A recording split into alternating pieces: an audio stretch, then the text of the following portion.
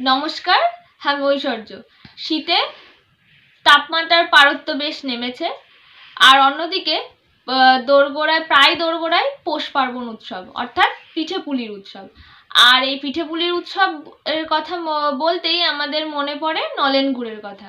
তো চলুন আজ সেই নলেন গুড় তৈরির কথাই বলি। নদিয়া জেলার শেষ প্রান্তে রয়েছে মাছদিয়া বার্নপুর, যেখানে শীতকাল মানেই প্রায় ঘরে ঘরে চলে নলেন গুড় তৈরির প্রস্তুতি। ভোরবেলা কুয়াশার চাদর কাটতে না কাটতেই শিউলিরা বেরিয়ে পড়েন খেজুর রস সংগ্রহে।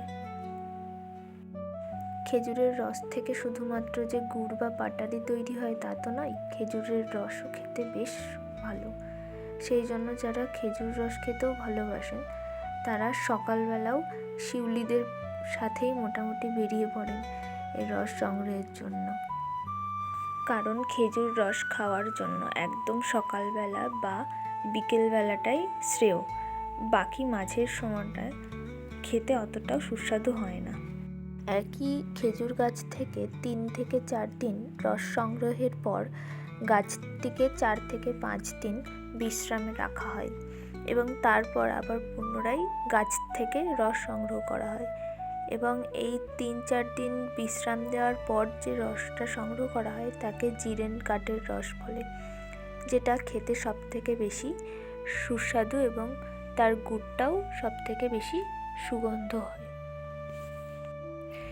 একটা খেজুর গাছ থেকে প্রতিদিন 4 থেকে 5 লিটার রস পাওয়া যায়। খেজুর রস গাছ থেকে সংগ্রহ করে আনার পর একটি টিনের বড় পাত্রে পরিমাণ মতো আঁচে জাল দিতে হয় প্রায় 1.5 থেকে 2 ঘন্টা।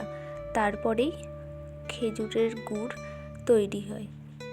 খেজুরের এই রস জ্বালানোর সময় একটানা বেশ কিছুক্ষণ নেড়ে যেতে হয় এবং সেক্ষেত্রে ব্যবহার করা হয় নারকেলের মালাইয়ের একটি অংশ।